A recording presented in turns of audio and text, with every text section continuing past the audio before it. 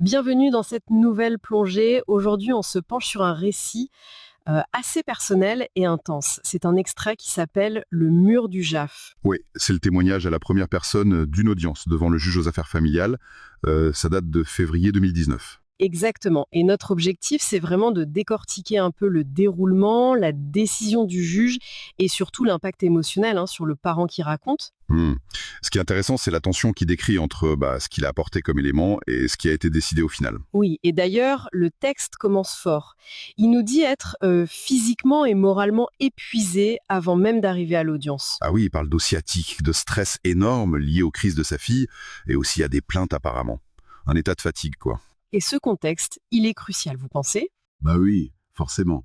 Cet état d'épuisement, ça teinte la façon dont on vit et perçoit les choses. Le JAF, il intervient dans des situations humaines qui sont souvent très chargées, très complexes. D'accord. Et donc, ce parent arrive avec un dossier préparé par son avocate. Oui. Le témoignage mentionne des preuves qui semblent importantes. On parle d'appel à SOS médecins pour des crises de tétanie de l'enfant, Ah oui, quand même. des courriers décrits comme alarmants, et puis de nombreux SMS ou mails qui, selon le narrateur, documentent du harcèlement, de l'intimidation. Donc, un dossier qui paraît solide sur le papier, en tout cas du point de vue du narrateur. Voilà. La question que soulève le récit, c'est comment la justice a-t-elle reçu, a-t-elle traité ces éléments? Et justement, la décision tombe. Et là, surprise pour le narrateur, le JAF maintient la garde alternée, l'AGA. C'est ça. Une décision qualifiée de froide, de déconcertante dans le texte. Il a l'impression, en fait, que tout ce qu'il a raconté sur la peur de l'enfant, son traumatisme, ça n'a pas été pris en compte. C'est le sentiment qui domine, oui. Que ces manifestations physiques de peur ou de détresse de l'enfant n'ont pas pesé dans la balance. Mais il y a quand même un petit ajustement, non? Sur les semaines de séminaire? Effectivement, le juge retire les semaines de garde de la mère quand elle est en séminaire professionnel. Alors, le narrateur, lui, a une interprétation très spécifique de ça. Ah oui, laquelle? Pour lui, ce n'est pas pour protéger l'enfant, mais ce serait une sorte de compensation technique pour une non-représentation d'enfant qui aurait eu lieu avant. En gros, une sanction déguisée. D'accord, je vois. C'est sa lecture des choses. C'est sa lecture technique, oui. Et cette lecture, elle est renforcée par une scène qui se passe après, dans le couloir. Racontez-nous ça. Le narrateur décrit la réaction de l'autre parent, la mère donc, qui lit la décision.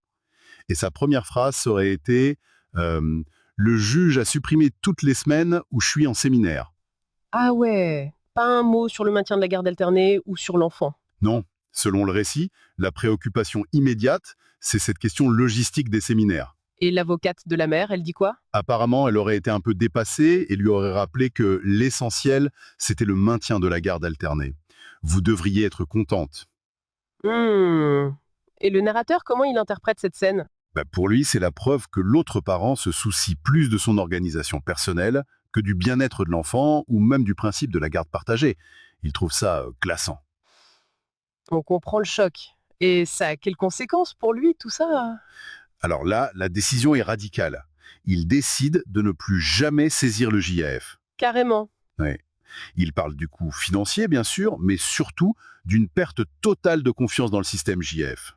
Il utilise des mots forts, comme loterie. Exactement. Loterie, il faut tomber sur le bon juge. Il dit refuser de jouer la vie psychique de sa fille à pile ou face. C'est une critique très directe du caractère perçu comme aléatoire des décisions. C'est un sentiment d'impuissance terrible qui ressort. Oui. Et une défiance envers l'institution. Le recours au JAF est vu comme inutile, voire nuisible dans son cas. Mais, et c'est intéressant, Oui. il n'abandonne pas complètement l'idée d'une action en justice. Il envisage une autre voie, le juge des enfants. Ah, d'accord. Il fait une différence entre les deux. Visiblement, oui. Il perçoit sans doute un rôle ou une approche différente, peut-être plus axée sur la protection de l'enfant en danger. Donc, pour résumer ce témoignage, on a cette énorme dissonance ressentie entre les preuves apportées, la détresse décrite et la décision finale, qui maintient la garde alternée. C'est ça. Avec en plus cette scène post-audience qui marque les esprits et cette perte de confiance qui mène à parler de loterie judiciaire. Ce qui nous laisse avec une question assez fondamentale soulevée par ce genre de récit. Le système judiciaire évalue-t-il ce fameux bien-être de l'enfant qui est difficile à saisir, surtout quand les signaux de détresse rapportés par un parent semblent contredits par une décision qui maintient une organisation formelle? Quelle marge de manœuvre reste-t-il face à une décision qui semble si déconnectée de la réalité vécue, au-delà de l'appel classique qui est coûteux et incertain? C'est toute la question, hein. Comment le vécu subjectif, la souffrance parfois, peuvent-ils être entendus et intégrés dans une procédure qui a aussi ses propres logiques et contraintes? C'est une réflexion importante.